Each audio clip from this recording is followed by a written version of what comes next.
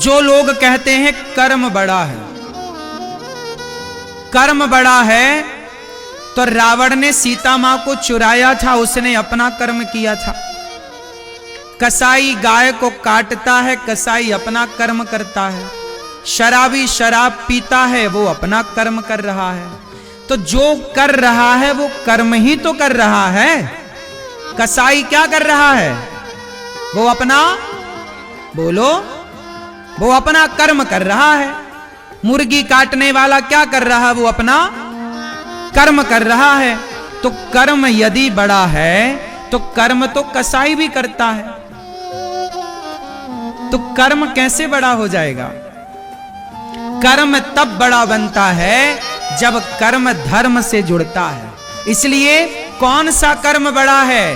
कर्म बड़ा नहीं है, धर्म युक्त कर्म बड़ा होता है। यदि आपके कर्म में धर्म है तो आपका कर्म बड़ा होगा। यदि आपके कर्म में धर्म नहीं है तो एक कर्म का नाम है सत्कर्म। बोलो सत्कर्म, जोर से बोलो सत्कर्म। और दूसरा कर्म होता है कुकर्म। बोलो कुकर्म। लोग कहते ना क्या कुकर्म कर रहा है? कुकर्म जानते हो ना सिकंदराबाद के भक्तों? कुकर्म जानते हो ना? बोलो हां। हां, अधर्म कह दो। एक होता है सत्कर्म, एक होता है कुकर्म, गलत कर्म।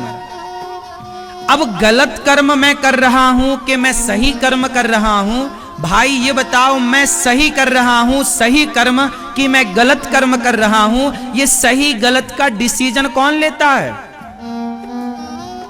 आपका कर्म सही है कि आपका कर्म गलत है? आपके सही और गलत कर्म का निर्णय कौन लेगा?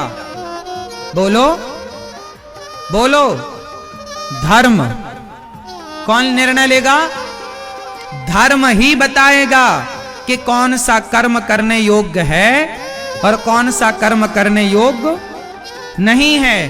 कर्म दो प्रकार के होते हैं, एक कर्म वो जो करने योग्य हैं और एक कर्म वो जो करने योग्य नहीं है। तो कौन सा कर्म करने योग्य नहीं है, कौन बताएगा? जब आपके अंदर धर्म, आपके अंदर धर्म का ज्ञान होगा तो आप कभी गाय की हत्या ना करोगे। आपको धर्म का ज्ञान होगा तो आप कभी बकरे की गर्दन पर तलवार ना चलाओगे। धर्म का ज्ञान होगा तो आप किसी की जान लोगे नहीं, बल्कि मरते हुए को बचाने की कोशिश करोगे, क्योंकि आपको धर्म का ज्ञान है। तो धर्म होगा तो आप किसी की जान नहीं लोगे, और धर्म नहीं है तो आप जान लेते हैं। आज जो लोग हत्या कर रहे हैं, क्यों कर रहे हैं? क्योंकि उनके भीतर धर्म नहीं है। क्या नहीं है? धर्म मर चुका है। गीता में यही तो लिखा है, परित्राणाय साधूनां विनाशाय च दुष्कृताम धर्म संस्थापनार्थाय संभवामि युगे युगे। जब जब हो यह धर्म की हानि, बाढ़हि असुर अधम अभिमानी, तब तब धरि प्रभु विविध शरीरा। जब जब धर्म की हानि होती है, जब जब धर्म पर संकट आता है, यही तो धर्म पर संकट है कि आज लोग गाय की हत्या कर रहे हैं, जीव की हत्या कर रहे हैं। आपने देखा होगा, लोग बेचारी मछली तड़पती है और लोग जिंदा मछली को, आजकल पता क्या फैशन चला है, आधी मछली को पकाते हैं, तड़पती रहती है बेचारी वो कढ़ाई में, आधी उसको पकड़ के ऊपर किए रहते हैं और नीचे से उसको पकाते हैं। सोचिए कितना कष्ट, जिंदा मछली को कढ़ाई में डाल देते हैं। कितनी वीडियो, कितनी चीजें आपने देखी होंगी। कितना मेंढक को छील दिया जाता, उसकी चमड़ी उतार दी जाती है, फिर भी वो छटपटाता है, तड़पता है। इतना निर्दयी इंसान कभी ना था जितना आज है। इतना निर्दयी इंसान, तुम्हारे बाप दादों ने चींटियों को दाना डाला है, तुम्हारे बाप दादों ने पक्षियों को दाना डाला है, तुम्हारे बाप दादों ने गाय को माता कह के पुकारा है, तुम्हारे बाप दादों ने किसी जीव की हत्या करने को पाप कहा है, आज उन्हीं के आगे चल के बच्चे बड़े शौक से मुर्गा खा रहे हैं, बकरा खा रहे हैं, मछली खा रहे हैं। तुम्हें शर्म नहीं आती किसी की हत्या अपने स्वाद के लिए करने में? अरे जमाना खाए तो खाए, तुम काहे खाते हो? तुम कहते हो अमेरिका, लंदन, जापान के लोग, पाकिस्तान के लोग तो सब मांस खाते हैं। खाते होंगे, तुम क्यों खाओ भाई? उनके यहां नहीं होती होगी भरपेट रोटी, उनके यहां नहीं होता होगा चावल, उनके यहां नहीं होती होंगी सब्जियां और दाल। तुम्हारे देश में तो भरपूर दाल, चावल, साग, सब्जी हो रही है। अमेरिका में नहीं होती दाल, अमेरिका में नहीं होता चावल, अमेरिका में नहीं होती फसलें, अमेरिका में नहीं होता मसाला। हमारे देश में तो 56 भोग बनता है। हमारे देश में तो पेट भर खाने को रोटियां हैं। रावण को मार दिया, कितना शक्तिशाली था रावण। वो रावण को मारने वाले राम शाकाहारी थे कि मांसाहारी थे? बोलो। फिर क्या शाकाहार में ताकत नहीं है? अरे शाकाहार में भी रावण को मारने की ताकत है। तुम्हारा दिमाग पता नहीं किसने खराब कर दिया, किसने तुम्हारे भीतर ये हत्या की भावना पैदा कर दी और तुम हत्यारे बन गए। तुम्हारा पेट शमशान बन गया। निर्दयी हो गए लोग। बेचारी मुर्गी के पंख नोच देते हैं। क्या बिगाड़ा उस मुर्गी ने तुम्हारा? क्या गुनाह किया? हम गुनाह करें तो हमें दंड भी दिया जाए, पर हम गुनाह ना करें और दंड दिया जाएगा तो सोच लो, ये सब नोट हो रहा ईश्वर की अदालत में। यही धर्म है मेरे भाई। धर्म आपके भीतर जिंदा है तब तक आप इंसान हैं। धर्म मर गया तो आप इंसान थोड़ी हैं, राक्षस हैं, जानवर हैं। कुत्ते के अंदर धर्म होता है कि नहीं? होता है, जरा सा। कुत्ते के अंदर धर्म नहीं होता, होता है उनके अपने ज्ञान के लिए, जरा सा होता है। आप ये कह सकते हैं कुत्ते के अंदर धर्म नहीं होता। जानवरों के अंदर धर्म होता है? बोलो। नहीं होता ना? क्यों नहीं होता? क्योंकि वो जानवर हैं। आपके अंदर धर्म है। सुनो, जिससे आप पैदा होते हो आप उसे क्या कहते हो? जोर से। जिस नारी से आपका जन्म हुआ उस नारी को आप रिश्ते में क्या कहते हो? बोलो। मां। वो हमारी कौन लगती है? मां। और कुत्ता जिस से पैदा होता है, वो कुत्ता जब अपनी मां का दूध पीता है ना, और वही कुत्ता जब बड़ा होता है तो अपनी मां के साथ ना वो संबंध बनाता है। हाँ या ना? ये जानवरों में ऐसे ही होता है। वो उसी मां का दूध पीता है, उसी से पैदा होता हो, जवानी आती है तो उसी मां के साथ वो संबंध बनाने लग जाता है। क्यों? क्योंकि वो जानवर हैं। क्योंकि उनके पास क्या नहीं है? बोलो। धर्म नहीं है। तुम्हारे भीतर धर्म है, इसलिए तो तुम कहते हो ना कि ये मेरी मां है। अच्छा ये बताओ, जिस नजर से आप अपने पिता को देखती हो, जिस नजर से आप अपने पति को देखती हो, और जिस नजर से आप अपने पुत्र को देखती हो, ये तीनों नजर एक ही होती हैं कि अलग अलग होती हैं? क्या एक हो सकती हैं? किसने रोका है? बोलो जोर से। जिस नजर से तुम अपनी मां को देखते हो, जिस नजर से अपनी बहन को, बेटी को और अपनी पत्नी को देखते हो, क्या ये सारी नजरें एक हो सकती हैं साहब? जोर से। किसने रोका है? धर्म ने। यही धर्म तुम्हारे भीतर जिंदा है, इसलिए तुम कहते हो कि ये मां है और ये बेटी है। यदि धर्म मर जाता तो मां और बेटी में, पत्नी में, मां में, बेटी में कोई भेद ना रह जाता। कुत्तों में तो नहीं है ना भेद कि कौन बहन है, कि कौन बेटी है, कि कौन मां है। कुत्तों में भेद है? फिर तुम्हें भगवान ने मनुष्य बनाया है, कुत्ता नहीं बनाया, गधा नहीं बनाया, बिल्ली नहीं बनाया, जानवर नहीं बनाया, पक्षी नहीं बनाया। बड़े भाग्य मानुष तन पावा, दुर्लभो मानुषो देहो, देहि नाम क्षण भंगुरा। ये धर्म है ना साहब, तुम्हारे भीतर धर्म है, इसलिए तुम्हारी बहन घर में रहती है जवान, तुम अपनी बहन के बारे में कभी गलत नहीं सोचते। लेकिन जैसे ही तुम घर से बाहर निकलते हो और तुम्हारी बहन की उम्र की लड़कियां बाहर दिख जाएं, तो तुम्हारी लार टपकने लग जाती है। क्यों? सवाल है क्यों? बहन को देखकर तो नहीं आया वो भाव, गलत भाव। जब बहन को देख के वो गलत भाव नहीं आया, तो बहन की उम्र की दूसरी लड़कियों को देख के वो गलत भाव क्यों आया? तुमने किसी को टच नहीं किया, छुआ नहीं, लेकिन अपनी आत्मा से दिल में हाथ रख के बताओ कि वो विचार गंदा वाला आया था कि नहीं आया था।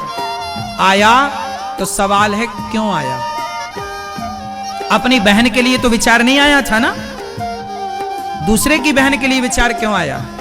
इसलिए आया क्योंकि तुम्हें अपनी बहन के लिए तो धर्म है कि ये मेरी बहन है, लेकिन दूसरी बहन बेटियों के लिए तुम्हारे भीतर का धर्म मर चुका है। लेकिन राम जो है ना, राम का धर्म अपनी बहन के लिए भी है और संसार की हर बहन बेटी के लिए भी उनका धर्म है, इसलिए वो राम है।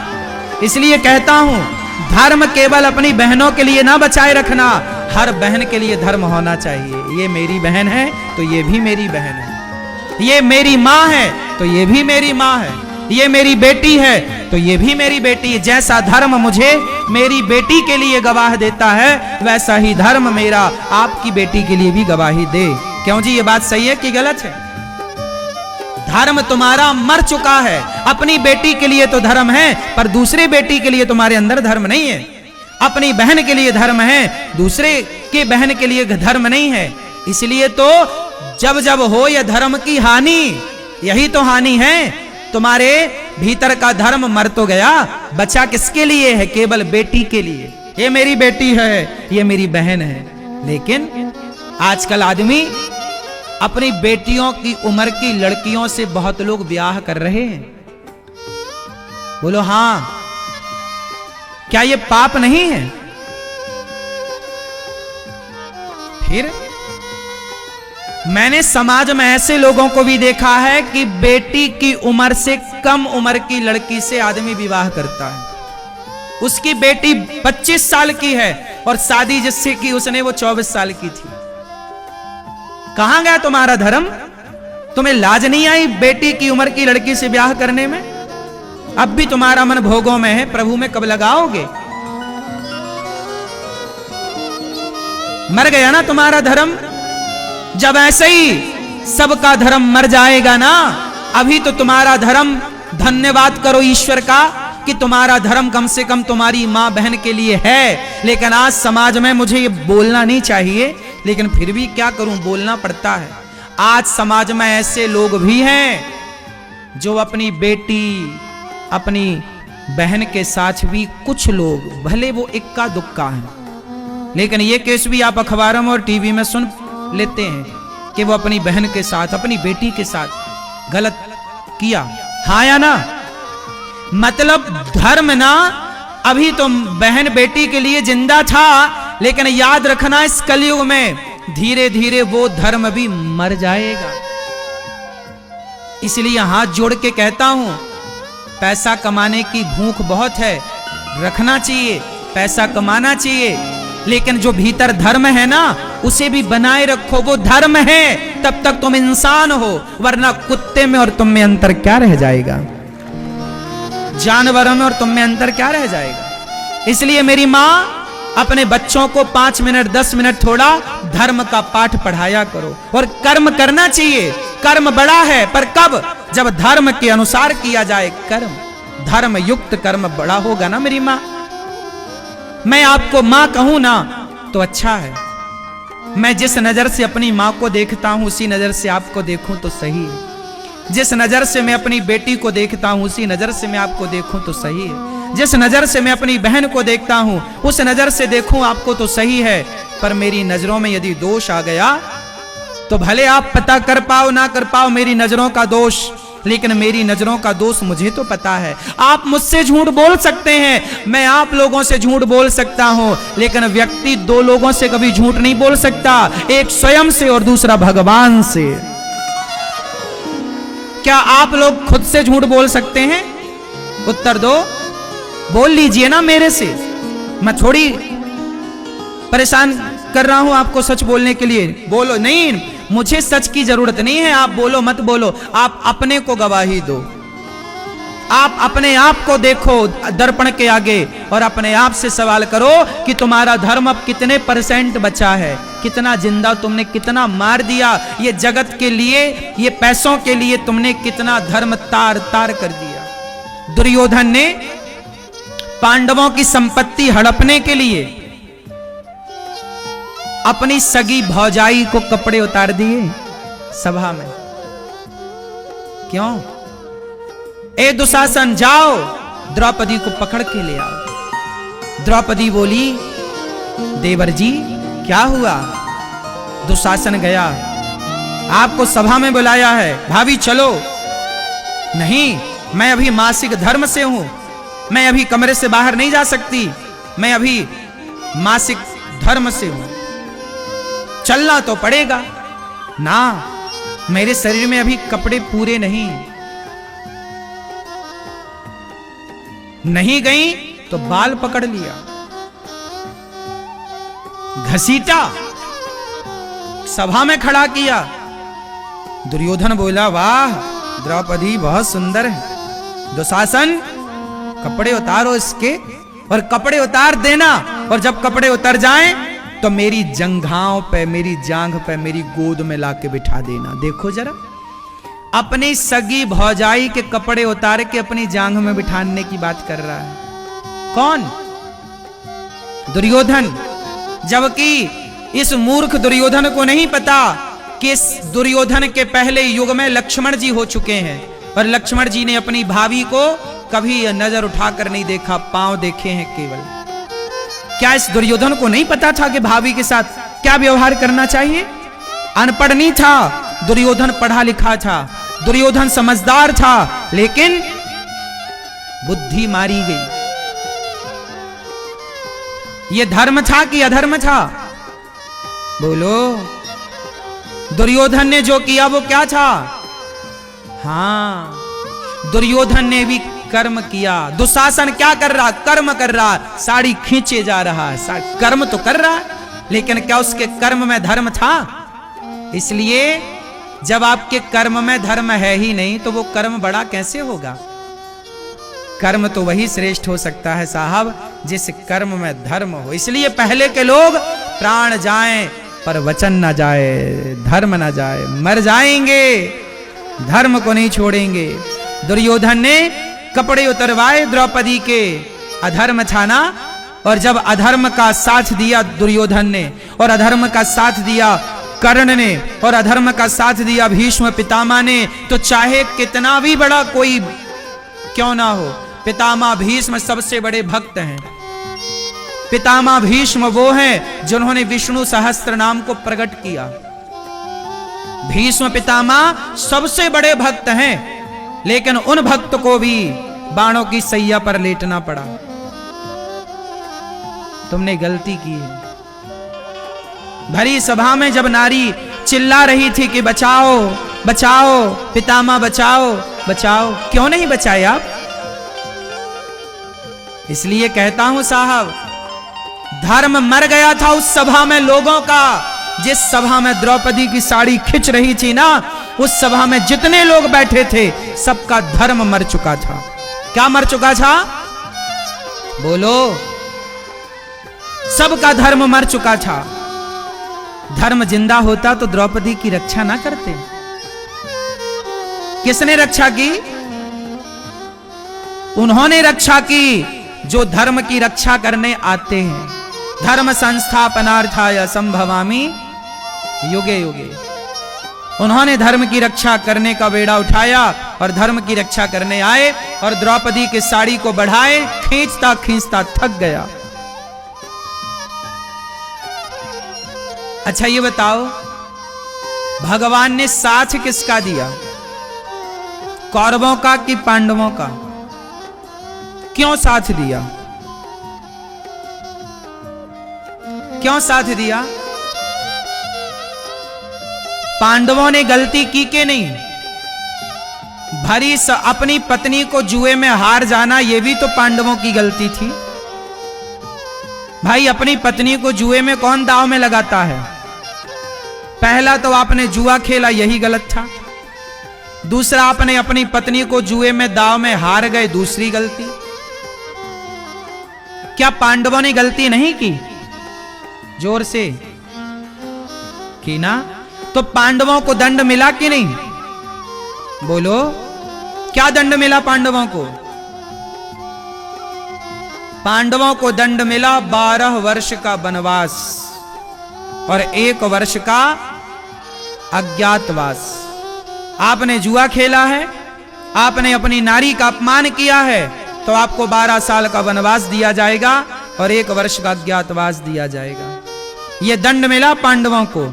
लेकिन पांडवों ने उस दंड को, कहते हैं ना, पाप कर लो, गलती कर लो तो उसका प्रायश्चित कर लेना चाहिए। ये जुआ खेलने का प्रायश्चित किया पांडवों ने, तो उनके प्रायश्चित करने से पाप धुल गए, इसलिए अब वो हो गए निष्पाप। और जब निष्पाप भये तो भगवान ने उन पांडवों का साथ दिया।